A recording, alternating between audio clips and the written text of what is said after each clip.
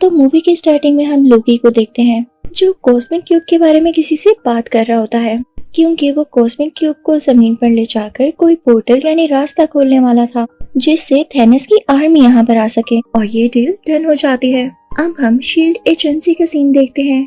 वहीं पर cosmic cube रखा गया था। अब वहीं पर एक हेलीकॉप्टर लैंड करता है जिसमें निक फ्यूरी होते हैं। वो अंदर आकर एक साइंटिस्ट से मिलते हैं तो उनको बताया जाता है कि कॉस्मिक क्यूब में से अजीब तरह की रेडिएशंस निकल रही हैं और कोई नहीं जानता ऐसा क्यों है। तभी वहाँ पर लोकी आ जाता है जो कि कॉस्मिक क्यूब को लेने आया होता है।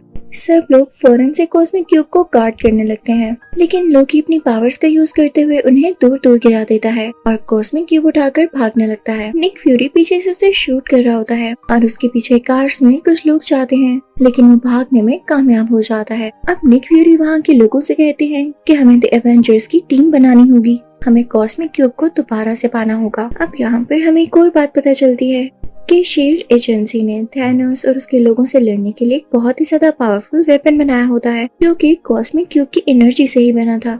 अब निक फ्यूरी सीधा कैप्टन अमेरिका के पास जाते हैं जो कि फर्स्ट एवेंजर है। निक फ्यूरी से सब कुछ बताते हैं कि कॉस्मिक क्यूब को चुरा लिया गया है और उसे वापस लाने में हमें तुम्हारी हेल्प की जरूरत है। दूसरी तरफ हम नताशा को देखते हैं जो कि इंडिया जाकर हल्क को लाती है और उसे कहती है कि तुम्हें कॉस्मिक क्यूब के बारे में काफी नॉलेज है, तो हमें तुम्हारी मदद चाहिए ताकि हम उसको दोबारा से पा सकें। और उधर हम एक एजेंट को देखते हैं जो कि टोनी स्टार्क से इस बारे में बात करता है और अब ये भी एवेंजर्स की टीम में शामिल हो जाता है। अब उसी एजेंट को हम प्लेन में कैप्टन अमेरिका के साथ देखते हैं। वो उसे कहता है कि आपका काम बहुत अच्छा है और मैं इसको एडमायर करता हूँ। अब प्लेन लैंड हो जाता है और कैप्टन अमेरिका मिलता है हल्क और नताशा से। वो लोग एक दूसरे से मिलकर बहुत ज्यादा खुश होते हैं। अब वो लोग एक बहरी जहाज पर बैठ जाते हैं, लेकिन कुछ ही देर में वो बहरी जहाज उड़ने लगता है, यानी वो एक फ्लाइंग क्राफ्ट था। और फिर उसके बाद निक फ्यूरी एक होलोग्राम क्रिएट करते हुए उसको इनविजिबल कर देते हैं। उधर हम लोकी को शील्ड की उन्हीं 2 लोगों के साथ देखते हैं। उन लोगों में बात चल रही होती है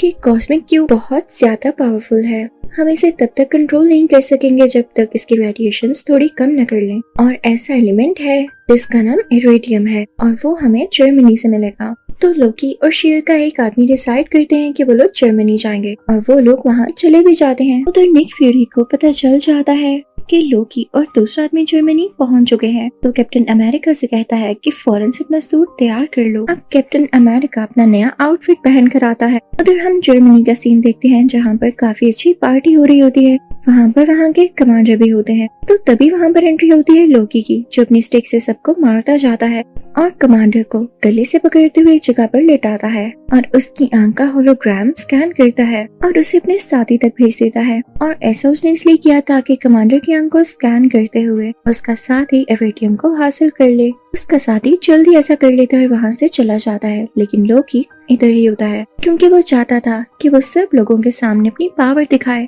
और सब लोग उसे स्ट्रॉन्ग समझें और उसके बाद वो इन पर रूल कर सके। लोकी उन सब से कहता है कि मेरे सामने झुक जाओ, लेकिन तभी क्राउड में से एक बूढ़ा आदमी बोलता है कि हम तुम्हारे सामने कभी भी नहीं झुकेंगे। तो लोकी अपनी मैजिक स्टिक से कुछ एनर्जी निकालता है और उस पर फेंकता है, लेकिन इससे पहले कि वो उस बूढ़े आदमी को टच होती और वो मारा जाता, कैप्टन अमेरिका वहाँ पर पहुंचकर अपनी शील्ड आगे कर देता है, जिससे वो बूढ़ा आदमी बच जाता है। वहाँ पर कैप्टन अमेरिका लोकी से कहता है कि तुम्हारी भूल है कि ये लोग तुम्हारे सामने झुकेंगे। सब जानते हैं कि तुम कैसे हो और तुम डिजर्व ही नहीं करते कि इस दुनिया पर रूल कर सको। ये सुन के लोकी को गुस्सा आ जाता है और यहाँ पर भी वो अपनी मैजिकल स्टिक का यूज करने लगता है, लेकिन तभी कैप्टन अमेरिका दोबारा से अपनी शील्ड आगे कर लेता है और वही शील्ड उस लोकी की तरफ फेंकता है, लेकिन लोकी उस पर दोबारा से अटैक करने लगता है। तो कैप्टन अमेरिका रूल होते हुए पीछे जाता है। लोकी अपनी स्टिक से कैप्टन अमेरिका को काफी ज्यादा हिट कर रहा होता है और कैप्टन अमेरिका भी खुद को डिफेंड कर रहा होता है। तभी वहाँ पर एंट्री होती है आयरन मैन की, जिसको देखकर लोकी घबरा जाता है कि अब तो ये 2 लोग हैं, मैं इनसे कैसे लड़ूंगा। तो वो फौरन से उनके साथ जाने के लिए तैयार हो जाता है।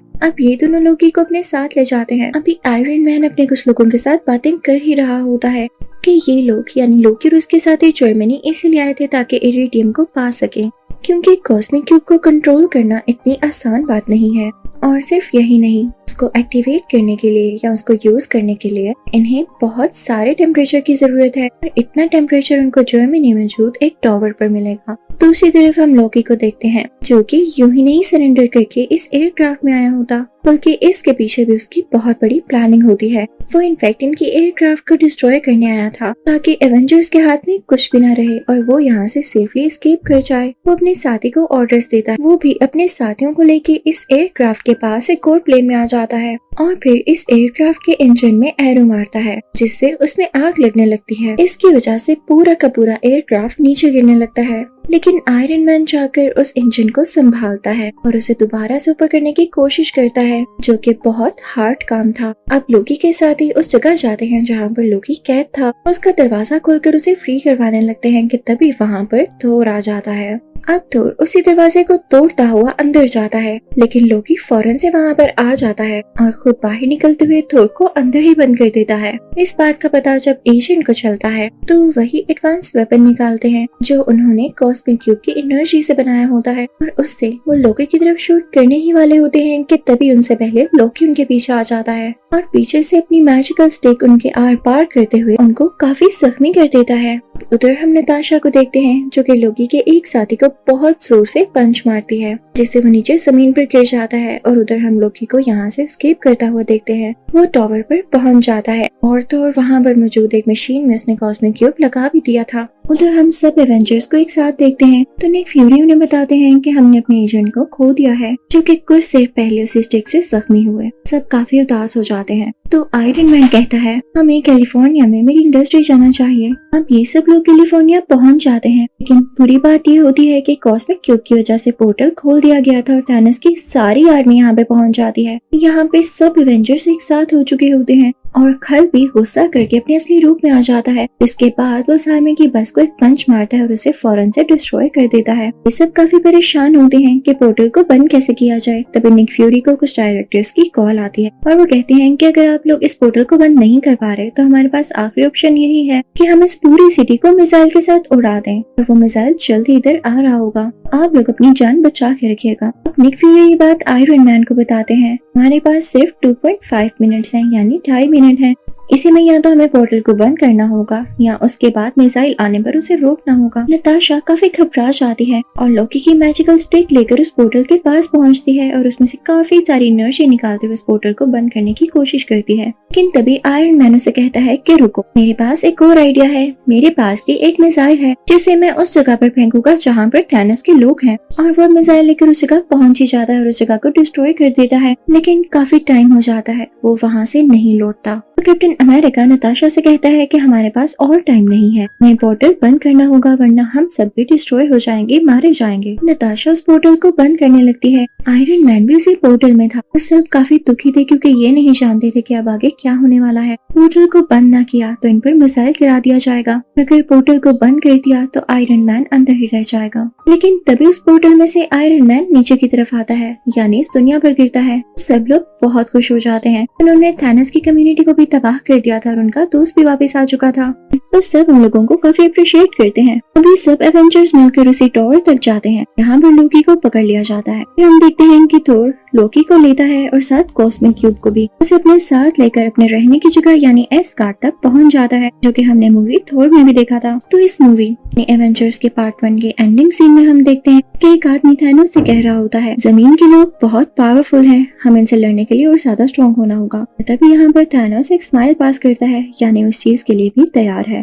तो अब मैं आपको एक्सप्लेन करूंगी एवेंजर्स का पार्ट 2। तो इस मूवी के स्टार्टिंग में हम सब एवेंजर्स को देखते हैं जो कि हाइड्रा की बेस पर अटैक करने जा रहे होते हैं, क्योंकि हाइड्रा का लीडर काफी अजीब एक्सपेरिमेंट्स कर रहा था। उसके पास एक सेप्टर होता है, एक ऐसी स्टिक जिसके अंदर जेम लगा हुआ है। एमसीयू के पहले पार्ट्स में आपने इसको जरूर देखा होगा। तो अब एक्सपेरिमेंट्स कुछ ऐसे थे कि वो कुछ इंसानों पर इस सेप्टर को यूज करते हुए उनमें कुछ एनर्जीज डाल देता था ताकि वो उसके लिए लोगों से लड़ सकें, इवन एवेंजर्स से भी। तो उसका नेक्स्ट टारगेट एवेंजर्स ही थे। वो 2 बहन भाइयों को चूज करता है जो कि ट्विंस होते हैं। हाइड्रा का लीडर इन पर एक्सपेरिमेंट कर चुका था और अब इनमें काफी एनर्जीज थी। अब वो लड़की जिस पर एक्सपेरिमेंट किया गया होता है वो आयरन मैन के पास जाती है और अपने हाथों से कुछ एनर्जीज निकालकर उसको हिप्नोटाइज करने लगती है और उसका भाई जाता है कैप्टन अमेरिका के सामने ताकि उस पर अटैक कर सके। अब यहाँ पर सीन चेंज होता है और हम देखते हैं कि ये लोग जब हाइड्रा बेस पर गए थे तो इन्होंने उन लोगों को हरा दिया था और ये लोग सेप्टर ही लेने गए थे। आयरन मैन उस सेप्टर को हासिल कर चुका होता है और अब आता है अपनी लैब में।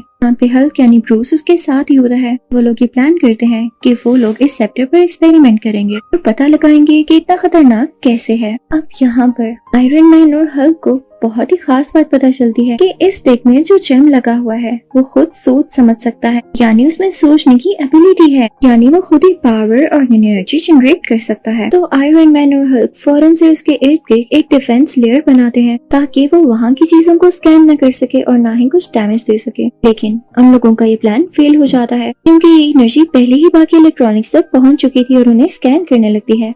वहाँ पर आयरन मैन का एक और पर्सनल कंप्यूटर होता है जो कि खुद की इंटेलिजेंस रखता था। वो अपने अंदर से रेस निकालने लगता है और सेप्टर से लड़ने लगता है ताकि वो बाकी इलेक्ट्रॉनिक्स को डैमेज न कर सके और ना ही उन्हें रीड कर सके। लेकिन सेप्टर भी अपने अंदर से रेस निकालकर उस कंप्यूटर को डिस्ट्रॉय कर देता है और इसके बाद सेप्टर यहाँ से किसी दूसरे इलेक्ट्रॉनिक में शिफ्ट होकर भाग जाता है। सेप्टर वहाँ से निकलते हुए उस पूरे टावर को डिस्ट्रॉय कर देता है। इसके बाद वो हाइड्रा बेस जाता है ताकि थोड़ा बहुत खुद को रिकवर कर सके और अपनी एनर्जीज को एनहांस कर सके।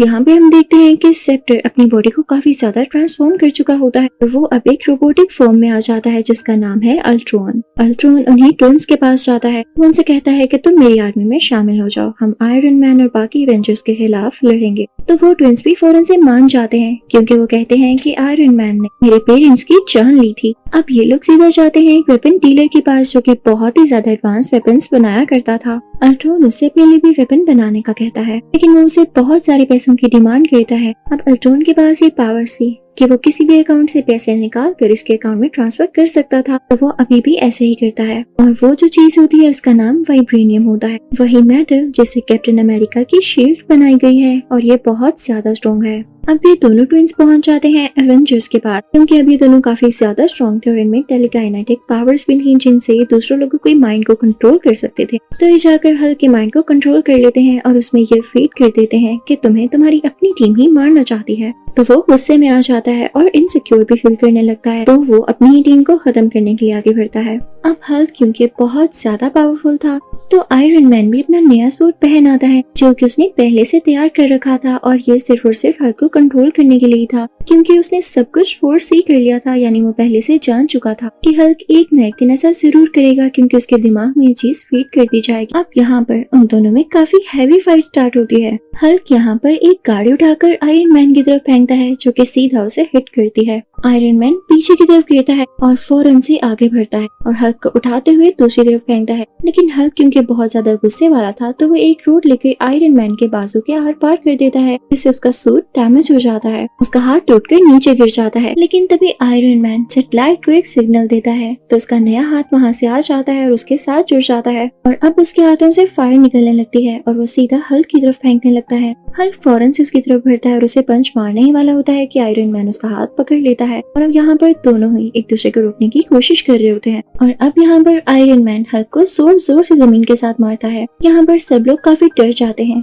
कि एवेंजर्स तो खुद ही से लड़ रहे हैं, हमारी क्या प्रोटेक्शन करेंगे। अब ये सारे एवेंजर्स और इनके लीडर्स डिसाइड करते हैं कि हम अपनी बेस चेंज कर लेंगे क्योंकि यहाँ के लोग अब इनको अच्छा नहीं समझते। ये लोग होकाई के घर जाते हैं जो कि इन्हीं का मेंबर था, लेकिन पिछले पार्ट में लोकी ने उसे अपना साथी बना लिया था। अब यहाँ पर थोर एक और आदमी से मिलता है, वो भी इन्हीं का मेंबर था और लोकी का साथी बन चुका था, जो उसे अपने पर किए गए अटैक के बारे में बताता है जो कि उन्हीं ट्विंस में से एक लड़की ने किया था। नेक्स्ट सीन में हम कोरिया को देखते हैं। वहाँ पर अल्ट्रॉन जाता है और एक लड़की से मिलता है। अल्ट्रॉन क्योंकि उसे जेम की पावर से बना होता है तो वो चाहता था कि उसी जेम को एक बार दोबारा से यूज करके उसे वाइब्रेनियम के साथ मिलाकर और ज्यादा स्ट्रॉन्ग किया जाए। तो उस लेडी से कहता है कि तुम मेरी इस काम में मदद करो। लेकिन तभी वहाँ पर उन ट्विन बहन भाइयों में से लड़की उसका माइंड रीड कर लेती है तो उसे पता चलता है कि ये उसी सेप्टर को दोबारा से वाइब्रेनियम के साथ मिलाकर अपने लिए एक बहुत पावरफुल वेपन तैयार करना चाहता है ताकि इससे ये सब इंसानों को मार सके और यहाँ पर रूल कर सके। तो उसे ये बात बिल्कुल अच्छी नहीं लगती क्योंकि वो खुद भी एक इंसान थी। वो काफी रोने लगती है। अल्ट्रॉन से कहती है कि हमें तो ये लगता था कि तुम आयरन मैन के अगेंस्ट हो, लेकिन तुम तो पूरी दुनिया को खत्म करना चाहते हो, तो सॉरी, इस काम में हम तुम्हारी कोई हेल्प नहीं करेंगे। तभी वहाँ पर एंट्री होती है कैप्टन अमेरिका, नताशा और होकाई की।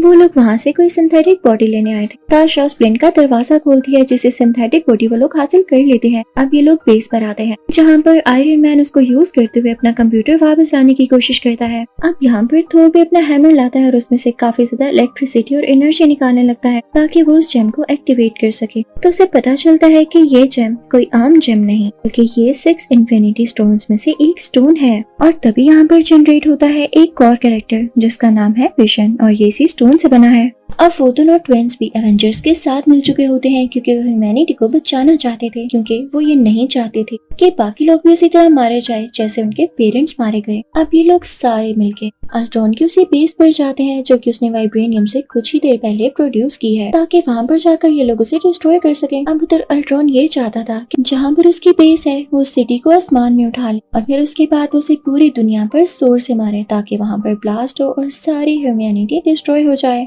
उसके बाद ये खुद यहाँ पर रूल कर सके और हर चीज नई तरीके से बना सके। लेकिन एवेंजर्स को इस बात का पता पहले से ही चल जाता है और वो सब रेडी होकर वहाँ पर पहुँच जाते हैं। लेकिन जैसे ही वहाँ पर ये लोग पहुँचते हैं तो अल्ट्रॉन की आर्मी इन पर अटैक करने लगती है। ये लोग उनको रोकने की कोशिश करते हैं लेकिन तभी वहाँ पर निक फ्यूरी आ जाते हैं जो उन पर फायरिंग शुरू कर देते हैं। इस लड़ाई में उन ट्विन बहन भाइयों में से उस भाई की जान चली जाती है। इसकी वजह से उसकी बहन को बहुत ज्यादा दुख होता है और वो रोने लगती है और ये डिसाइड करती है कि वो अल्ट्रॉन को मार डालेगी और उसे खत्म ही कर देगी। वो लड़की अल्ट्रॉन के पास जाती है, अपनी पावर्स का यूज करते हुए उसका दिल उसकी चेस्ट से बाहर निकाल लेती, जैसे उसने किसी फोर्स और अट्रैक्शन का यूज किया हो। उसमें इतनी पावर्स जो थी। यहाँ पर अल्ट्रॉन मारा जाता है और किसने सोचा था कि इसे मारने वाली यही लड़की होगी। लेकिन तभी वहाँ पर एक और रोबोट आता है जिसका स्ट्रक्चर अल्ट्रॉन जैसा ही था। वो उस मशीन को एक्टिवेट कर देता है जिससे सिटी का पार्ट ऊपर उठने वाला था। अब वो शहर का हिस्सा आसमान में ऊपर आने लगता है और तेजी से नीचे गिरने ही वाला होता है। लेकिन आयरन मैन और थोर वहाँ जाकर उसको रोकते हैं और आयरन मैन अपनी चेस्ट में से कुछ एनर्जी निकालता है जिससे वो सिटी वहीं डिस्ट्रॉय हो जाती है। यानी यहाँ पर अब अल्ट्रॉन भी डिस्ट्रॉय हो चुका था और उसका ये प्लान भी खत्म हो चुका था।